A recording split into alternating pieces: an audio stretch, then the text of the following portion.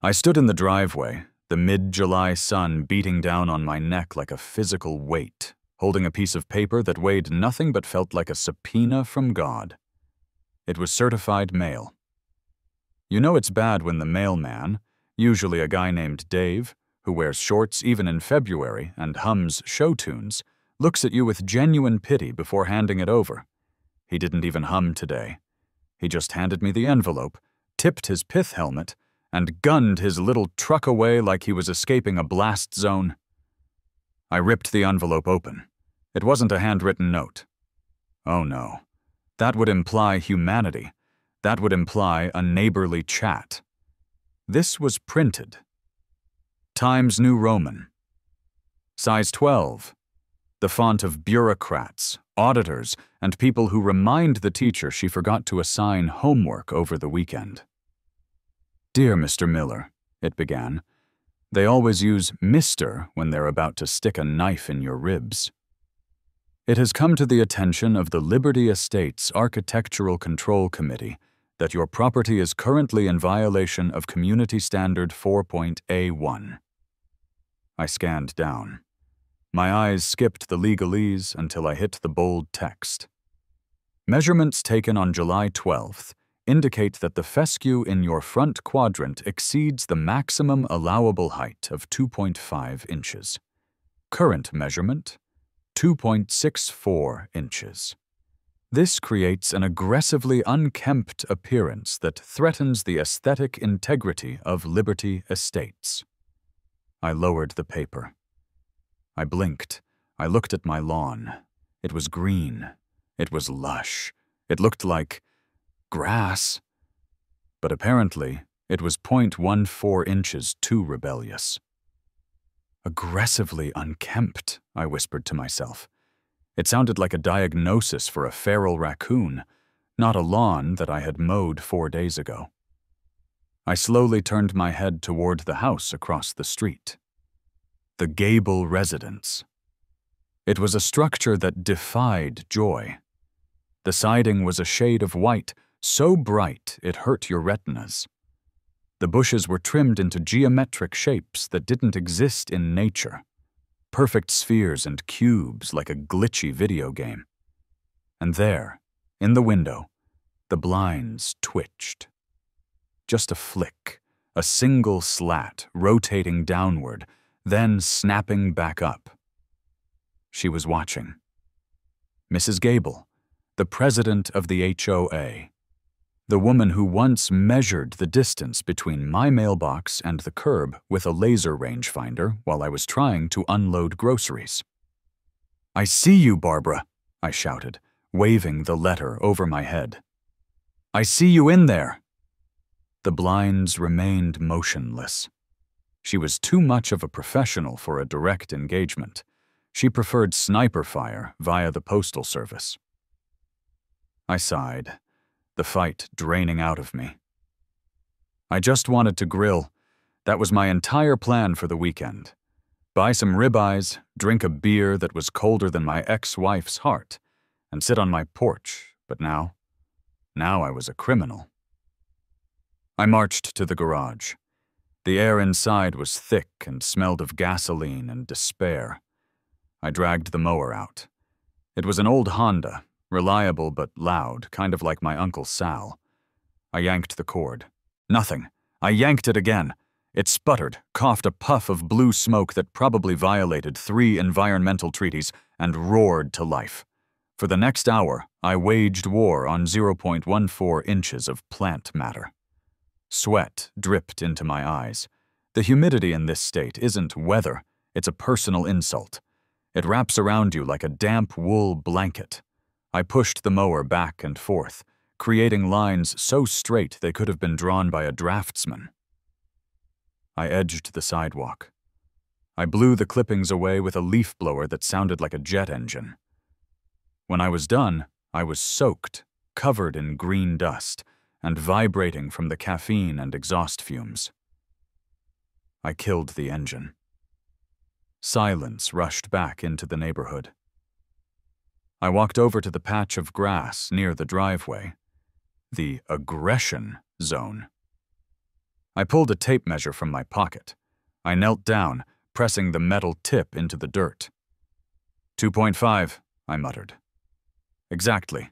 Eat it, Gable. I grabbed a beer from the garage fridge and sat on my front steps, chugging it. I stared at her house.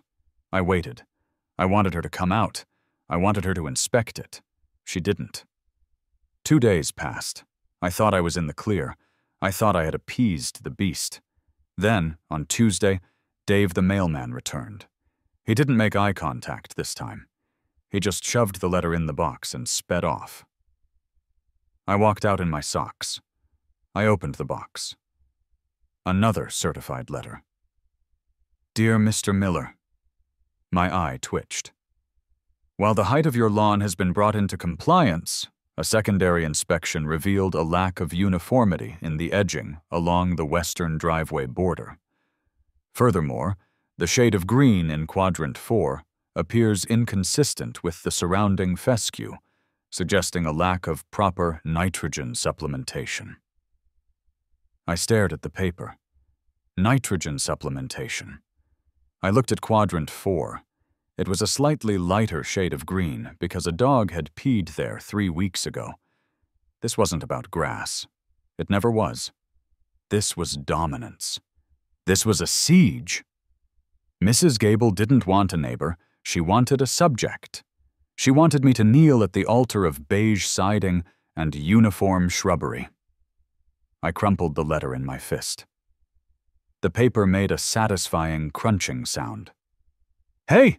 I yelled across the street. A few birds scattered. Hey, Barbara! Is the nitrogen up to code now? Is it? A car drove by, the Hendersons from down the block. They slowed down, saw me yelling at a house in my socks while holding a crumpled letter, and sped up. I went inside. The cool air conditioning hit me, but it didn't cool the rage. I paced around my kitchen island. If I fixed the edging, she'd complain about the mulch. If I fixed the mulch, she'd complain about the angle of the daffodil stems. It was a game I couldn't win, because she wrote the rules. Unless I stopped pacing. Unless I stopped playing her game entirely. I didn't need a gardener. I didn't need fertilizer. I didn't need a edging tool. I needed a nuclear option. I grabbed the bottle of whiskey from the top shelf, the good stuff I was saving for a promotion or a wedding, and poured 3 fingers. I slammed the glass down on the table. Okay, Barbara, I said to the empty kitchen. You want compliance? You want perfection? You want a lawn that never grows, never fades, and never needs nitrogen? I grinned. It wasn't a nice grin. It was the grin of a man who had just realized he had nothing left to lose. Let's see what the book says. My dining room table looked like a scene from A Beautiful Mind, if Russell Crowe had been drunk and obsessed with suburban zoning laws instead of math. The book was the Liberty Estates Covenants, Conditions, and Restrictions, CC&R. It was a PDF file I had printed out when I bought the house, thinking I should be a responsible homeowner. It was 400 pages long. It was thicker than most novels and significantly less entertaining. I had it spread out in piles. Architecture, landscaping, vehicles, trash receptacles. I took a sip of whiskey and adjusted the reading lamp. The clock on the microwave blinked 11:42 p.m. Section 12, trees, I mumbled, running a highlighter over the text. Deciduous, hardwood, approved list. Boring. Section 13, flower beds. Must not exceed 20% of frontage. Native species encouraged. Blah, blah, blah. I flipped the page. The paper was getting wrinkled under my sweaty palms. Section 14, ground cover. My hand froze. I leaned in. The whiskey fumes cleared for a second, replaced by the sharp scent of clarity. Bylaw 14.2.c. Lawns. I read it aloud, my voice echoing in the silent house. All residential lots must maintain a front yard consisting of a uniform ground cover to prevent soil erosion and maintain a cohesive neighborhood aesthetic. The ground cover must be kept at a uniform height, not exceeding 3 inches. Bare dirt, gravel, and paved concrete are strictly prohibited as primary ground cover. I read it again. I read it a third time. I analyzed every syllable. I parsed the grammar like a high school English teacher with a grudge. Uniform ground cover. Prevent soil erosion. Not exceeding 3 inches. No gravel. No dirt. I sat back in my chair. A slow, incredulous laugh bubbled up from my chest. "It doesn't say grass," I whispered. I grabbed the paper, bringing it inches from my face. I searched for the words living, organic, natural, vegetation, or photosynthetic. They weren't there. Whoever wrote this, probably Mrs. Gable's predecessor, a man who likely ironed his socks, had assumed that lawn implied grass. They assumed that ground cover implied plants. But they didn't write it. Uniform ground cover, I said, tasting the words. They tasted like victory. I turned to my laptop. I opened a new tab. My fingers hovered over the keyboard. I didn't want just artificial turf. Artificial turf was too easy. It was green. It would just look like I was cheating. Mrs. Gable would hate it, sure, but she might eventually accept it if it looked real. Enough. No. I needed something that didn't just bend the rules. I needed something that took the rules, folded them into a paper airplane, and threw them directly into Mrs. Gable's perfectly manicured hydrangeas. I typed, artificial turf colors. The results popped up. Green, dark green, lime green. Boring, I said, clicking next page. Come on, Internet. Be weird. I know you're weird. Page 3. Custom sports turf. Blue, red. Getting warmer. Then I saw it. It was a link to a liquidation site called https://www.google.com/search QL-discount-turf-warehouse.com. The website looked like it hadn't been updated since 1999. It had a spinning, under construction GIF. I clicked the Clearance tab, and there, at the bottom of the list, nestled between faded AstroTurf, 50% off, and used football field, bloodstains removed, was my destiny. Item No. 8842. Miami Vice Magenta, premium high-pile synthetic turf. The description read, custom order for a planned Barbie-themed mini-golf and martini bar in Boca Raton. Project canceled due to zoning violations. 3,000 square feet available. UV resistant. Drainage rated. Color, retina searing pink. There was a photo. It wasn't just pink. It was pink. It was the color of a highlighter that had exploded. It was the color of a flamingo that had been bitten by a radioactive spider. It was aggressive. It was loud. It was perfect. I looked at the price. It was pennies on the dollar. They were practically paying people to take it away. I did the math in my head. My front yard was roughly 10,500 square feet. I'd have extra. Maybe I could do the backyard too. Maybe I could upholster my car. I imagined Mrs. Gable looking out her window. I imagined the sun hitting that magenta surface and reflecting a pink glow into her living room, tinting her beige walls, her beige furniture, her beige soul. Is it uniform? I asked the empty room. Yes. Does it prevent erosion? Better than grass. Is it gravel? Nope. I clicked Add to Cart. My heart was pounding. This was insane. This was thousands of dollars. This was social suicide. I would be the pariah of Liberty Estates. No one would invite me to the potluck. I thought about the letter. Aggressively unkempt. I thought about the way she closed her blinds. I entered my credit card information. I hovered over the place order button. This was the point of no return. Once I did this, I couldn't undo it. I would be the pink house guy forever. I took one last sip of whiskey. "For the nitrogen," I said, and smashed the enter key. The screen refreshed. "Thank you for your order. Your freight shipment will arrive in 3 to 5 business days." I leaned back, interlacing my fingers behind my head. I looked at the bylaws one last time. "Checkmate, Barbara," I whispered. "Checkmate." Buying the turf was the easy part. It turns out credit card companies don't judge you for buying industrial quantities of neon plastic. They just offer you 1.5% cash back and ask if you want to. Protect your purchase for an extra 90 days. The hard part was finding someone willing to install it. Wednesday morning, I sat on my back patio with a list of local landscapers. I called Green Thumb Gardens first. "Hello?"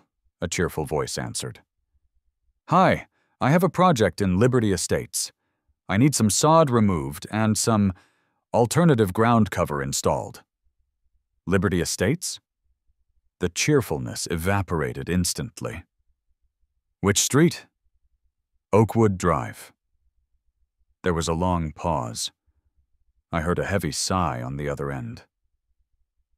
"You're across from the Gable residence, aren't you?" "I am. Sir, I'm going to be honest with you. I have a mortgage. I have 2 kids in private school. If I park my truck within 100 yards of Mrs. Gable, she will find a way to report me to the Department of Transportation, the IRS, and possibly The Hague. I can't do it." Click. I called Prestige Landscapes. "No," the guy said before I even finished the sentence. "She measured my tire tread depth last year. I'm not going back." I called Earth and Sky Designs. "Is this Mike Miller?" "Yes."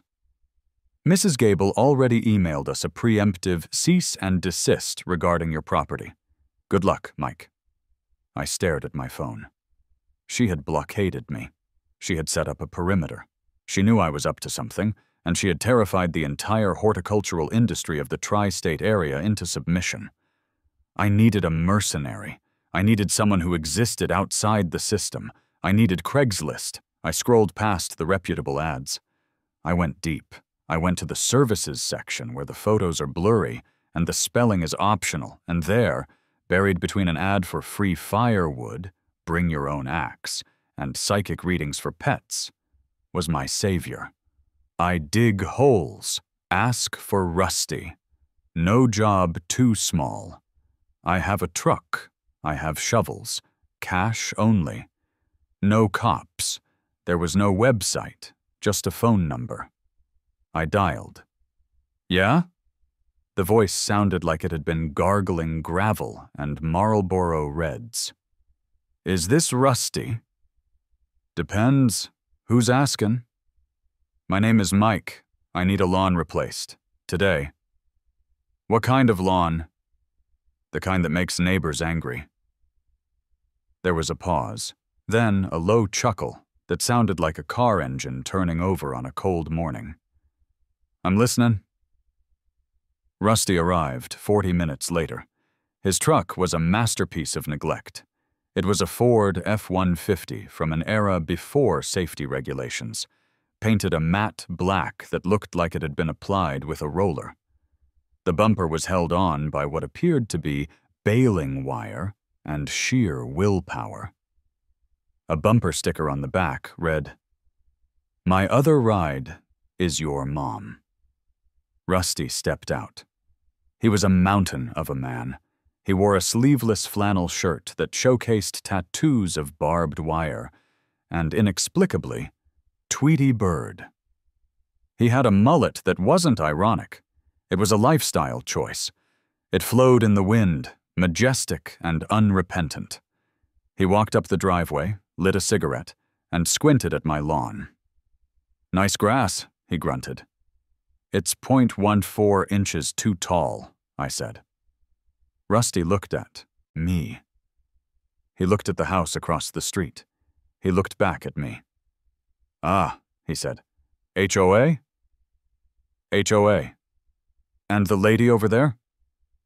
He pointed with his cigarette toward Mrs. Gable's house, where the blinds were currently vibrating. "Mrs. Gable? She measures grass with a ruler." Rusty spat on the driveway. "I hate rulers." "I bought 3,000 square feet of artificial turf," I said. "It arrives tomorrow morning. I need this grass gone before then." "Artificial turf, huh? Classy. Low maintenance." "It's pink, Rusty," I said. He stopped mid-drag. He turned his head slowly to look at me. "Pink?" "Hot pink, like 1980s aerobics instructor pink." Rusty stared at me for a long, uncomfortable 10 seconds. I thought he was going to walk. I thought he was going to tell me to find another idiot. Instead, a slow grin spread across his face, revealing a gold tooth I hadn't noticed before. "You doing this just to piss her off?" "It is my sole motivation in life right now." "I normally charge 30 an hour," Rusty said. "For this? I'll do it for 20. And a case of beer." "Deal." The destruction of my lawn was swift and violent. Rusty didn't use a sod cutter. He used a shovel and a level of aggression that suggested the grass had insulted his mother. He tore up the fescue in great, heaving strips. I helped, sweating through my shirt, tossing the green squares into the back of his truck. By 4:00 p.m., my front yard was a barren wasteland of brown dirt. It looked like the surface of Mars, if Mars had a driveway. Mrs. Gable came out around 4:15 p.m. She couldn't help herself. The noise of Rusty's truck idling, it didn't have a muffler, had drawn her out. She stood at the edge of her driveway, arms crossed, looking smug. She saw the dirt. She saw the lack of grass. "Finally decided to resod, Mr. Miller?" she called out. Her voice was like a cheese grater on a chalkboard. I leaned on my shovel, wiping mud from my forehead. "Something like that, Barbara." "Well, make sure you choose a certified blend," she lectured, stepping one foot onto the road. "The bylaws clearly state that Zoysia or Bermuda are the only approved drought-resistant varieties." Rusty stopped digging. He looked at her. He looked at the dirt. He looked at me. "She talking to us?" Rusty asked. "She thinks she is," I said. "You tell her about the pink?" Rusty whispered. "Not yet." "Huh." Rusty wiped his nose with the back of his hand. "I like surprises." "I'm going with a custom import," I yelled back to her. "Very rare. It's used in high-end resorts." "Well," she sniffed, "as long as it's uniform.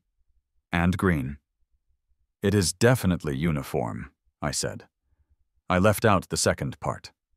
She watched us for another minute, likely mentally calculating the fines she could levy for excessive dust, then turned and marched back into her fortress. Rusty watched her go. "She seems nice," he said. "She's a monster?"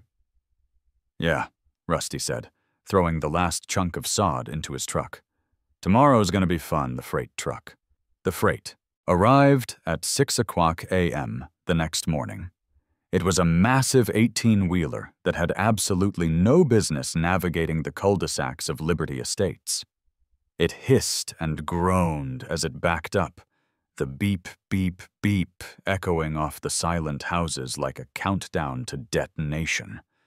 The driver, a guy who looked like he hadn't slept since the Carter administration, lowered the liftgate. "Sign here," he yawned. He dropped 3 massive pallets on my driveway. They were wrapped in black plastic. They looked ominous. They looked like body bags for giants. Rusty pulled up 3 minutes later. He had a new helper with him, a wiry kid named Spider. who didn't speak but carried a utility knife like it was Excalibur. "Let's get weird," Rusty said. We stripped the black plastic. I gasped. Even knowing what I ordered, I wasn't prepared for the reality of it. In the early morning light, the rolls of turf didn't just sit there. They vibrated. The color was a shade of magenta so intense it felt like it was emitting radiation. It was the color of a highlighter. It was the color of a cheap cocktail that comes with a sparkler in it. "Holy mother of..." Rusty whispered. He reached out and touched the synthetic fibers. "It's beautiful." "It's hideous," I said, grinning like a maniac. "Let's roll it out." We worked fast. We laid down the weed barrier. We smoothed the dirt. And then we unleashed the pink. The sound of 3,000 square feet of synthetic turf unrolling is a heavy thwump. We kicked the rolls out. We matched the seams. Spider glued the edges with a focus that was terrifying. By 7:30 a.m., the sun had fully risen, and my front yard had transformed into a hallucinogenic nightmare. The contrast was the best part. The driveway was gray concrete. The sidewalk was gray concrete. My house was light blue, and in the middle of it all was a screaming, neon hot pink void. It reflected light. It cast a rosy glow onto the underside of the oak tree. "It looks like a unicorn threw up," Rusty said, standing back to admire his work. "It's perfect." I checked my watch. 7:45 a.m. Mrs. Gable's morning routine was clockwork. She retrieved her paper at 7:50 a.m. "Stations, everyone," I said. I sat on my front porch steps. Rusty leaned against his truck, lighting a cigarette. Spider sat on a pile of scrap pink turf, sharpening his knife. 7:50 a.m. The door across the street opened. Mrs. Gable stepped out. She was wearing her floral robe and fuzzy slippers. She held a ceramic mug in one hand. She looked down to pick up the newspaper. She straightened up. She looked forward. She froze. It was like watching a computer crash in real time. Her brain simply could not process the visual input. She blinked. She took off her glasses, rubbed them on her robe, and put them back on. The pink was still there. Her mouth opened. Her hand went slack. Smash. The mug hit the driveway. Coffee splattered everywhere. She didn't even look at it. "Good morning, Barbara," I called out. My voice was cheerful, too. Cheerful. "Lovely day for it." The spell broke. The shock turned to rage so instantly it was impressive. Her face turned a shade of red that clashed horribly with my lawn. She didn't walk. She stomped. She marched across the street, her slippers slapping against the asphalt, her robe billowing like a cape of doom. "What?" she sputtered as she reached the edge of my property. She stopped at the sidewalk, as if afraid that stepping on the pink would infect her. "What is this?" "It's my new lawn," I said, taking a sip of my coffee. It's pink!" she screamed. It was a shriek that sent a flock of sparrows launching from the telephone wires. "It is," I agreed. "Miami Vice magenta, to be specific." "Take it up," she demanded. She was pointing a shaking finger at me. "Take it up right now! This is a violation! This is vandalism! This is insane!" "Actually, Barbara," I said, reaching into my back pocket. I pulled out the folded copy of the bylaws. I had highlighted the relevant section. "If you'll refer to Section 14, Paragraph C." "I wrote Section 414, she yelled. "Then you know it says, and I quote, 'Lawns must maintain a uniform ground cover.' Is this uniform?" I gestured to the expanse of pink. "It's perfectly flat. Rusty did a great job with the seams." Rusty tipped an imaginary hat. "Thanks, boss." It says cohesive neighborhood aesthetic, she screeched. Aesthetic is subjective, I countered. I think this ties the whole street together. It adds a pop of color. The beige was getting a little depressing. Ground cover means grass. She was hyperventilating now. It means plants, nature, green. Does it say green? I walked down the steps, approaching her. I stood on my pink turf, looking her in the eye. Show me where it says green, Barbara. Show me the word. She stared at me. Her eyes darted around the yard, looking for a loophole, looking for a weapon. She looked at Rusty, who was calmly eating a ham sandwich he had pulled from his pocket. She looked at Spider, who was just staring at her blankly.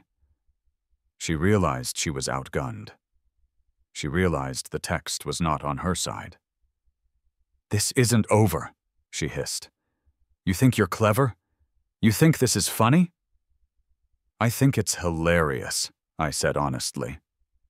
"And the best part? No nitrogen supplementation required." She let out a sound that was half growl, half sob. "I am calling the police. I am calling the city. I am calling everyone." "You do that," I said. "But stay off the turf, please. It's fresh." She spun around and ran back to her house. She slammed the door so hard I felt the vibration in my feet. I turned to Rusty. "She's gonna call the cops," Rusty said, chewing his sandwich. "Oh, definitely." "You want me to stay?" "Rusty," I said, looking at the glorious, glowing pink monstrosity we had created. "I wouldn't want you to miss the show." The sirens were inevitable. I knew they were coming the moment Mrs. Gable sprinted back into her house like a beige gazelle fleeing, a predator. Rusty was still finishing his ham sandwich when the cruiser pulled up. It wasn't a hurried arrival. There was no screeching of tires. The police car rolled down the street at 5 miles per hour, as if the officer inside was hoping a real crime would occur somewhere else so he could turn around. He parked. He sat in the car for a full minute. I saw him take off his sunglasses, rub the bridge of his nose, look at my lawn, and then slowly put his sunglasses back on. "Here we go," I said. Officer Miller emerged. He was a man who looked like he had seen everything and was impressed by none of it. He hitched up his belt and walked up the driveway, avoiding the pink turf as if it were lava. Mrs. Gable burst out of her front door before he even reached the sidewalk. "Officer! Officer!" she shrieked, waving a hand at my yard. "Arrest him! Look at it! It's a hate crime against vision!" Miller sighed. It was a heavy, soulful sigh. "Morning, Mrs. Gable. Morning, sir." "Morning, officer," I said, remaining seated on the porch steps. "Coffee?" "I'm good," Miller said. He turned to the lawn. He stared at it. The sun was fully up now, and the reflection off the plastic blades was intense enough to probably be visible from the International Space Station. "So," Miller said, "this is new." "Installed it this morning," I said proudly. "Drought resistant." "It's pink," Miller noted. "It is." "It's assault!" Mrs. Gable yelled, marching down her driveway. "He did this to harass me. He knows I have a sensitivity to loud colors. My property value just dropped 50%. This is vandalism. This is disturbing the peace." Miller looked at her. "Ma'am, vandalism usually involves damaging someone else's property. Is this your property?" "No, but I have to look at it." "And disturbing the peace?" Miller scratched his chin. "It's quiet. The only noise complaint I could file right now would be—" He trailed off, looking pointedly at her. "Arrest him," she demanded again. "There are laws against indecency." Miller turned to me. "Sir, do you have a permit for whatever this is?" "I checked the city ordinances," I said. "There are restrictions on fence height, shed placement, and commercial signage. There are 0 restrictions on the color of ground cover on private property. Miller nodded. I figured. He turned back to Mrs. Gable. Ma'am, ugly isn't a crime. If it was, my brother-in-law would be doing life without parole. I stifled a laugh. Rusty didn't bother stifling his. He let out a loud snort. Mrs. Gable turned purple. She stepped forward, marching right onto the edge of the turf to point a finger in Miller's face. I demand you write a citation. This is a mockery of— Officer! I shouted, standing up. She is trespassing. The air went still. Mrs. Gable looked down. Her fuzzy slipper was firmly planted on the Miami Vice magenta. She is damaging my new installation, I said, my voice dripping with mock concern. That is premium imported turf. Her weight could compress the fibers unevenly. Miller looked at Mrs. Gable's foot. He looked at me. I could see the corner of his mouth twitch. Ma'am, Miller said, his voice dropping an octave, please step off the pink grass. I live here, she sputtered. Step off the grass, Mrs. Gable, or I will have to cite you for trespassing. She looked at him with betrayal in her eyes. She looked at the pink turf like it had bitten her. She stepped back onto the concrete, trembling with rage. This isn't over, she whispered. The HOA will hear about this. The board will hear about this. I'm sure they will, Miller said. Have a nice day, ma'am. He waited until she retreated into her house. Then he walked over to me.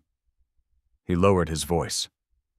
You know, he said, my wife has been asking me to redo the backyard. Where did you get this? HTTPS. www.google.com/ search QON discount turfwarehouse.com, I said. Tell them Mike sent you. Miller chuckled, shook his head, and walked back to his cruiser. As he drove away, he gave a short whoop-whoop of the siren. I sat back down. Rusty opened another beer. Cop was cool, Rusty said. Yeah, I said, watching Mrs. Gable's blinds twitch. But the real war is just starting. The summons arrived on Friday. It was taped to my front door. Notice of emergency hearing. The text was in bold red font. Case number 404, The Pink Menace. The hearing was set for Saturday night in the basement of the community center. The speed was unprecedented. Usually it took 3 months to get approval for a new mailbox. But apparently, when you turn your lawn into a neon nightclub floor, the bureaucracy moves at light speed. I walked into the meeting room at 7:00 p.m. It was packed. I had never seen this many neighbors in one place. Usually, HOA meetings were attended by Mrs. Gable, the treasurer, a guy who slept through everything, and me, when forced.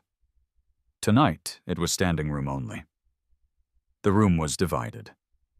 On the left sat the purists, Mrs. Gable's loyalists, people who believed beige was a moral stance. They glared at me.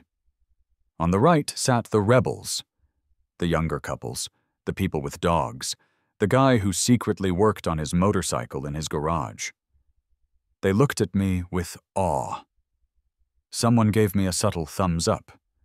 I took my seat at the defendant's table. I was wearing a hot pink tie. It was petty, yes, but I was committed to the bit. Mrs. Gable sat at the head table, flanked by the board members. She looked like a judge at the Salem witch trials. Order! She banged a wooden gavel that looked suspiciously like a meat tenderizer. We are here to discuss the atrocity at 404 Oakwood Drive. She clicked a remote. A projector screen lowered. Slide 1, a photo of my house. She had applied a filter to make the pink look even more garish. It looked like the house was radioactive. Mr. Miller, she began, her voice trembling with righteous fury. has violated the sanctity of our community. He has mocked our standards. He has assaulted our property values." "Objection," I said calmly. "Hearsay." "This isn't a court of law," she snapped. "This is the Architectural Control Committee." "Then stick to the architecture, Barbara." She clicked the remote. Slide 2.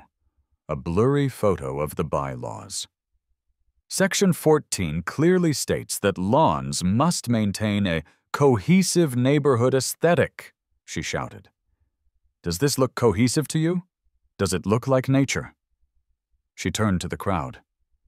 "If we allow this, what's next? Polka dot driveways? Fur-covered roofs? Anarchy?" The purists murmured in agreement.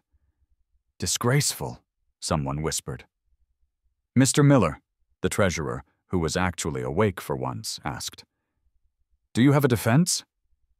I stood up. I picked up my briefcase. I opened it and pulled out my own prop, a laser pointer. "If I may," I said. I walked to the screen. "Mrs. Gable mentioned Section 14, I said, but she failed to read the specific definitions. I pointed the laser at the screen. The red dot danced on the word uniform. Bylaw 14.2.c requires uniform ground cover. My turf is manufactured to a tolerance of 0.01 millimeters. It is more uniform than any grass in this room." I moved the dot to soil erosion. "It requires erosion prevention. My turf has a triple layer backing. No soil is moving anywhere. In fact, I am single-handedly saving the water table. While you people water your fescue 3 times a week, wasting precious resources, I am conserving. I am an environmental hero." A few people on the rebel side chuckled. "And finally," I said, turning to face Mrs. Gable, "the bylaws forbid bare dirt, gravel, and paved concrete. They do not, anywhere, forbid synthetic materials. And they certainly do not specify color." I slammed my copy of the bylaws onto the table. "I followed your rules, Barbara. I followed them to the letter. You wanted compliance? You got it. You just didn't specify that the compliance couldn't be fabulous." Mrs. Gable opened her mouth to scream, but the HOA's lawyer, a tired-looking man named Gary, who cost the neighborhood $200 an hour, leaned over and whispered in her ear. The room went silent. We watched the exchange. Gary whispered. Mrs. Gable turned pale. She shook her head. Gary whispered again, pointing at a page in his legal pad. He looked like he wanted to be literally anywhere else. Finally, Mrs. Gable slumped back in her chair. She looked defeated. She looked like a balloon that had lost its air. "Mr. Coleman," she said to the lawyer, "please explain." Gary stood up. He adjusted his glasses. "Technically," Gary said, his voice dry, "Mr. Miller is correct. The current wording of the covenants, conditions, and restrictions contains a loophole regarding the material and pigmentation of ground cover. If we attempt to fine him or force removal, he would likely win in civil court, and the legal fees would bankrupt the association." A cheer went up from the rebel side. "However," Mrs. Gable slammed the gavel again. "However, we are voting. Tonight on an emergency amendment, effective immediately, all ground cover must be natural in appearance and green in color." "I second the motion," a purist yelled. "All in favor?" Hands shot up. It passed unanimously among the board. "The motion carries," Mrs. Gable said, a smug smile returning to her face. "So, Mr. Miller, you are now in violation." "Objection," Gary interrupted again. "Ex post facto." Mrs. Gable looked at him. "What?" "You can't apply a new rule to an existing structure," Gary sighed. "It's called grandfathering.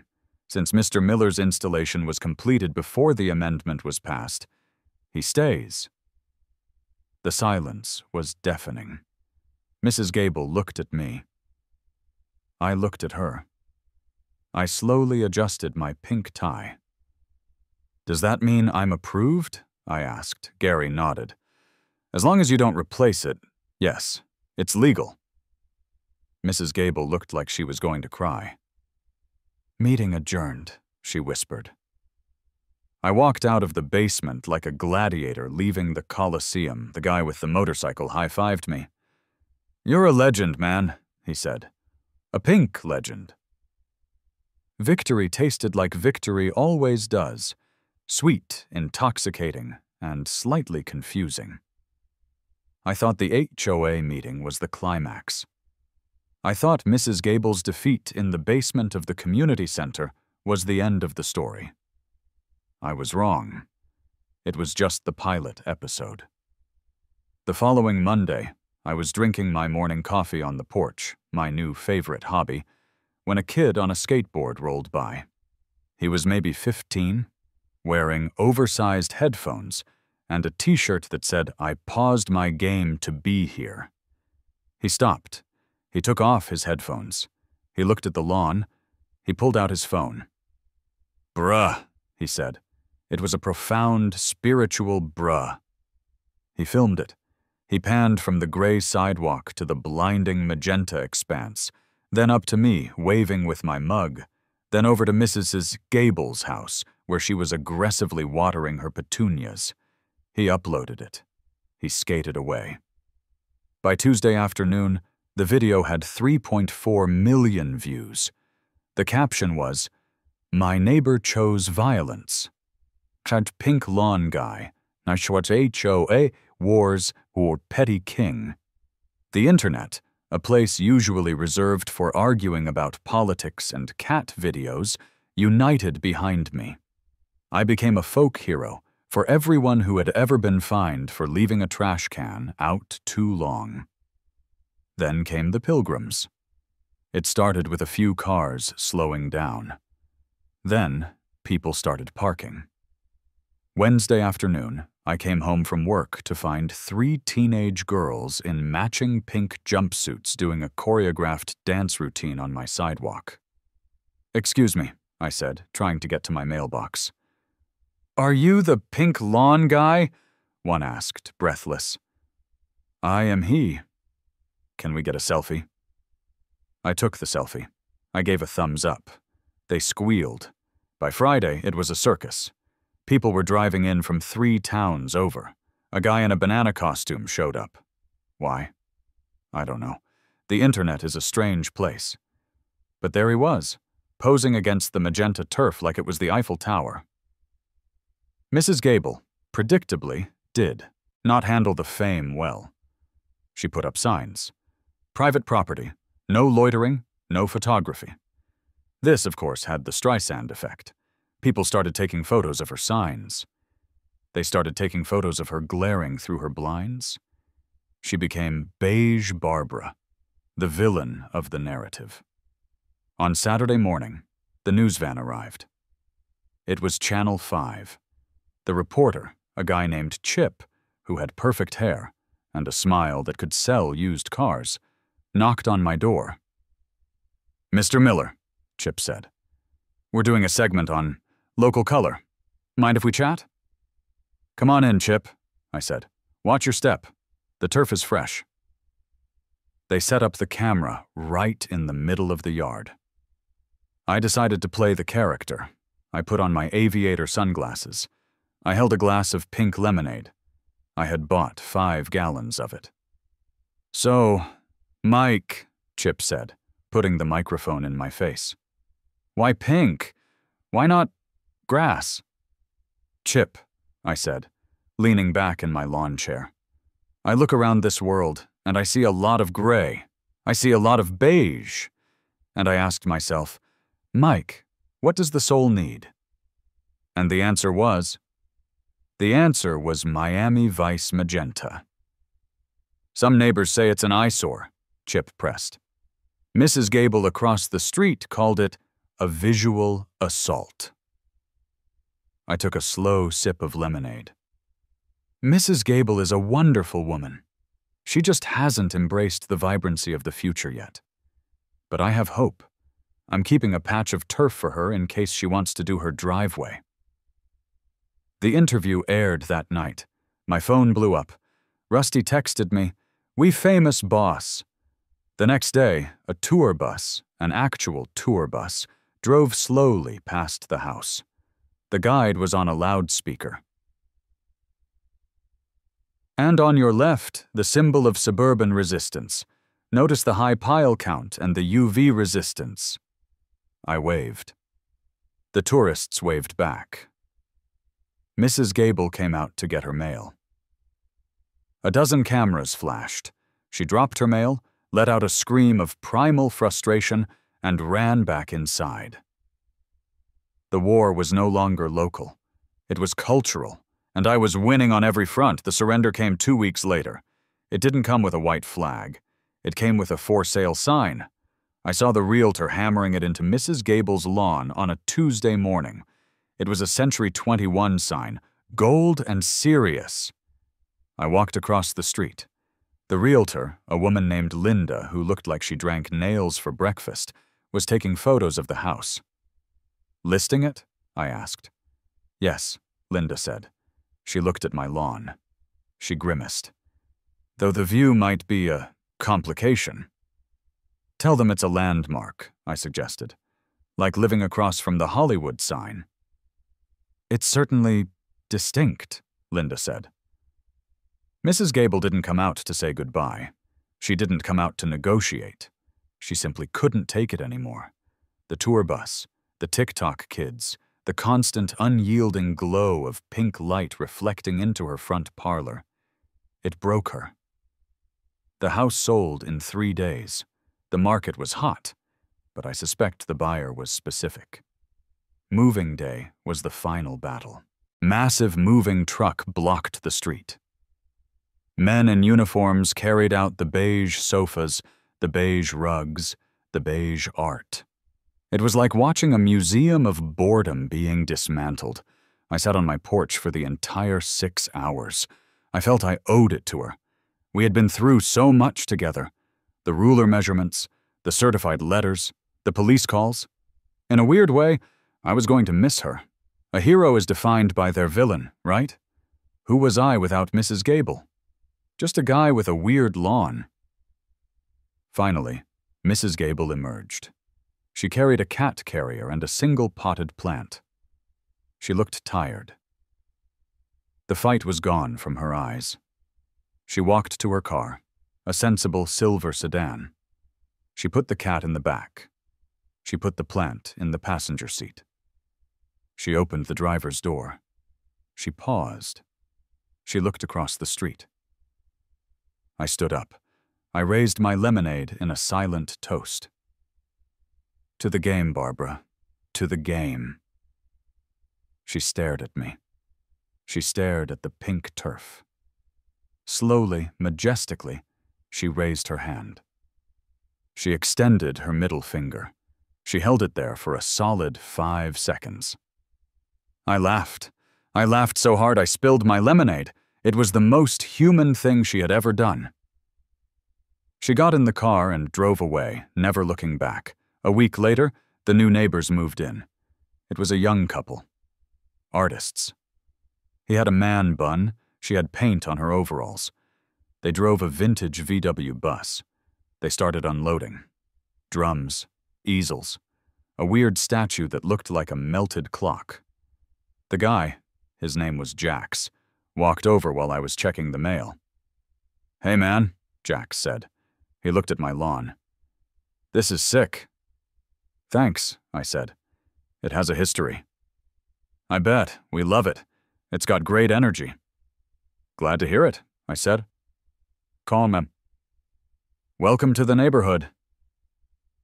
"We were actually thinking," Jax said, looking back at his house, the former fortress of Mrs. Gable.